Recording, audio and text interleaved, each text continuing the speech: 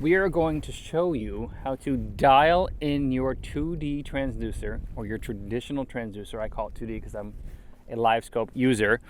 I use both Livescope Plus and Livescope XR, which are both very expensive. I am running the GT54 transducer from Garmin. I used to be a Humminbird guy, and I ran their side imaging transducer for when I jig for lake trout all the time, and it worked great. I'm going to show you where I put my transducer in the back of my boat because it matters on how you're going to jig out of your boat. So this boat is specifically set up, basically I rigged it to jig for lake trout, whether I have clients in the boat, whether I'm in the boat personally, whether I'm going to show you guys how to jig with 2D, even though I use Livescope most of the time. So first things first, where is the transducer? My transducer is right there. Now, if you're looking at the orientation of the boat, that's in the back left corner. And the reason it's not where it says it should be in the manual over here is because then I'd be facing away from my screen. And it's easier for me to jig over the top of it right here. So what we're gonna do is we are going to show you what settings on your Garmin. These are the GPS map models. The Echo Maps probably is slightly different, but what I'm gonna do is I'm gonna do a factory reset, or like a change to default settings, and then we're going to go into what to do. So sonar setup, I think advanced, appearance, where's the restore sonar defaults, yes, okay, and it's going to beep at me a bunch. So we're also going to turn Livescope off because it interferes. So if everybody always asks me, does that interfere with this? Yes. Do two Livescopes interfere with each other? The answer is also yes. They always interfere with each other. So right now I have a fish actually coming up right here, but see how slow this thing is typewriting? And I'm going to record this screen at the same time here. Slow. Now there is Lakers down there. See the one just dove down that little tiny corner piece there. And so what we're trying to do here is trying to make our sonar super crisp and super fast at the same time with no interference. There's really nothing to interfere out here. There's no other boats around me. There's no nothing. So we're gonna go to options. We're gonna go to, right now our gain is set to auto medium, which is fine. And our frequency is set to chirp. Now what chirp does is it uses a range of frequencies to get a better, clearer image. So high chirp, and we can mess with that throughout the day. And we're gonna go into beam width. When we're searching for fish, we want to bump it up to a 24-degree angle, or 20. 20 is the standard. If we're on a bunch of rock and rubble like I am right now, we want a skinnier cone angle, like 16 degrees, okay?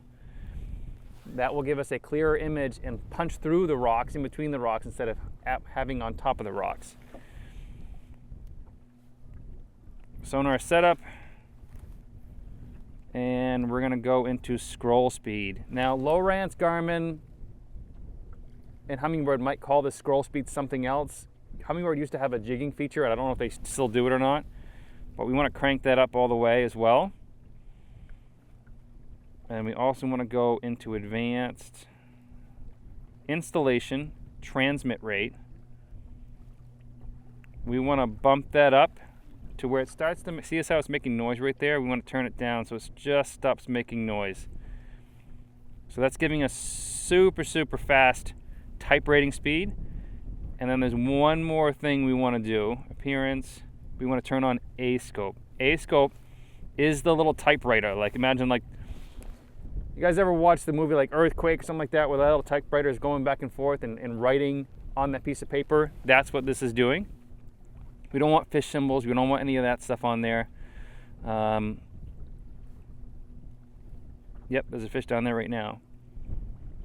So advanced installation, that's pretty much it. So frequency is 230 because we're cranked up to 16 degrees or tighter. So we're gonna fish a little bit differently than you see normally in my boat. We're gonna actually use the Livescope Pole here. And the size of your jig matters. So right now we're spot locked with an Altera. but you don't need an Altera. You can use the Tarova.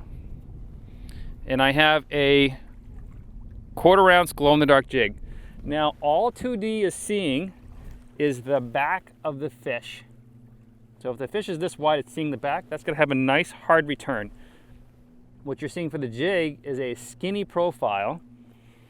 So you need to be right on that jig. So remember when I showed you where that transducer was? You want your rod tip right on that transducer. Now, if you have one mounted back there and you have spot for another one, get one of these fishing specialties poles, and they make one that holds a normal transducer, so you can move it around comfortably anywhere on your boat, wherever you have a sport track or something like that. So see how my jig's going all the way down there? Super, super clean and crisp and fast. Now what I want you to do is I want to stop it, let my line go tight, and the instant I twitch that, everything moves. We don't want any delay at all. And we want our line to show up red, which is our color palette here. Just bump my gain up just a little bit, just so we have a nice hard return. And I want you to drop that jig dang near close to bottom and just wait for a fish to come up. So we're just waiting. Now all that blue, all that greenish line up there, that is the sonar looking at my braid, because my braid is dry, because I've been talking to you guys for a little while. It's been drying out. So eventually that will go away. And I have older braid, which holds a lot of air bubbles. It dries out quick. Oh, fish just came up to me briefly. Oh, here he comes. Oh, he missed it. So now he's looking for it. Oh, I missed it again.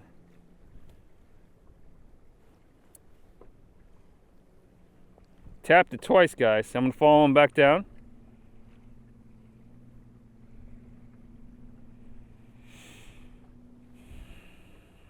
Nope, get a spuddy coming up here.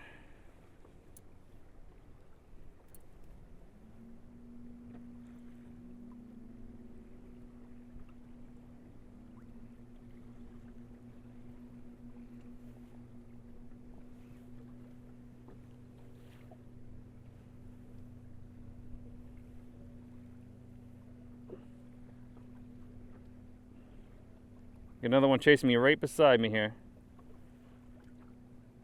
Come on. Oh. So we've had 2 chases, and I think they probably bit my tail off, so we're gonna check it real quick. And this is pretty uncomfortable jigging backwards here, but this is what I gotta do for to make this work. There's another fish down there right now. Now it's a lot easier to do this with bigger fish. They show up better on sonar.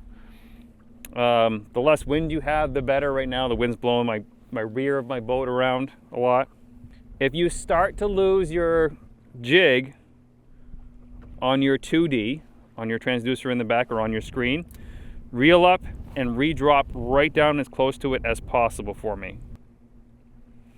Now I want you to keep in mind, this is really easy to do, or easy to do with one person. If you have 2 people down there jigging on the same sonar, it is really complicated. If you do have that, what I want you to do is increase the beam angle there so you can see both of each other on the bottom of the lake here, up to like 24.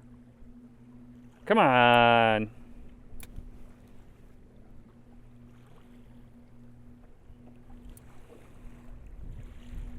They like chasing today, but not committing.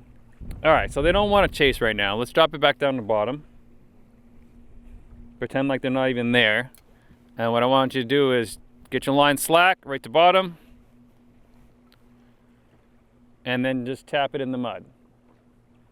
Not big taps, not the actual jigging motion, just small taps. Hopefully that camera can see that. And then we're gonna reel it off bottom again. Start a chase, hopefully. They're messing with me down there.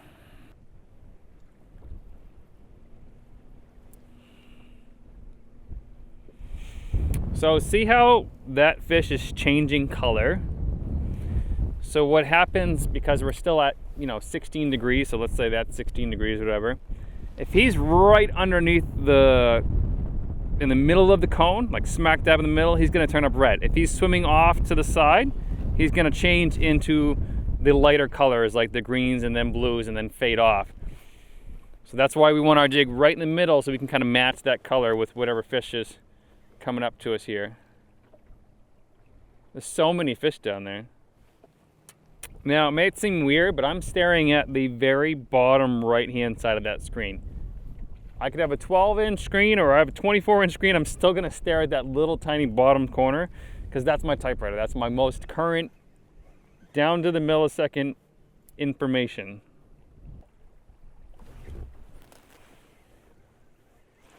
Got him. Finally. One came around that was hungry enough. There we go. A little tiny laker, a pup laker as they call them, on the 2D transducer. So there's one more thing that we can do, and that's zoom. So we can just take our fingers and do the little pinch like you do on your phone. Especially on Garmin, you can do that and zoom right in. And that will help you see a little bit more on bottom. There's another way to do a double split screen where it's zoomed in on the left-hand side and then normal on your right. This works best with a scope because what happens if you zoom all the way in there, you're looking at the wrong piece and you won't be able to see that fish chase past that zoom box. So I don't really like the zoom thing very often. It's kind of confusing to watch, and it's confusing for customers when I have, or clients when I'm guiding in the boat. Not that I use 2D very often. But I'm pretty sure this fish sees me here. So see how, like, he's coming up. I also like my color scheme blue. It's the easiest one to see in the dark. It's the easy one to see in the daytime. And so one more thing, I'm using the transducer off the back. You can also use the transducer off your Altera if you have one, or whatever sonar you have hanging off the front of your thing. It's a little more comfortable. This fish is fired up on me here.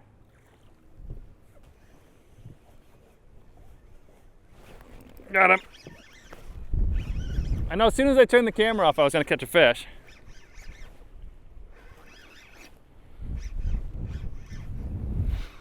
So there's a midge hatch happening right now.